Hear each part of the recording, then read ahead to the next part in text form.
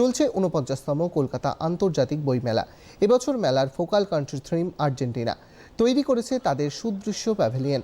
মেলায় লোকভবন তৈরি করেছে একটি স্টল। সেখানে স্থান পেয়েছে রাজুপাল সিভি আনন্দ বোসের লেখা সমস্ত বই। ভারত সরকারের শিক্ষা মন্ত্রকের অধীন ন্যাশনাল ডিজিটাল লাইব্রেরি তাদের একটি নতুন অ্যাপ ও ওয়েবসাইটের মাধ্যমে নানা তথ্য প্রদান করছে বইমেলায়।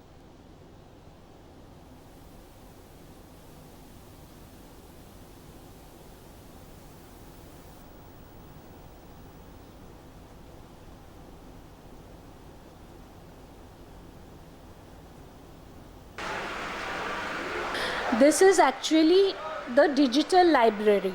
That means everything is digital. More than 14 crore contents are there, which is digital. And basically there are contents in 39 Indian languages and 400 plus other languages also.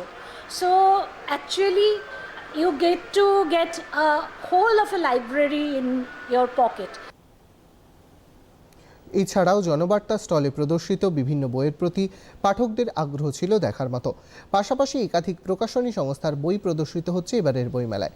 JIS group সহ বেশ কয়েকটি শিক্ষা প্রতিষ্ঠানের সুদৃশ্য বইয়ের স্টলও চোখে পড়েছে।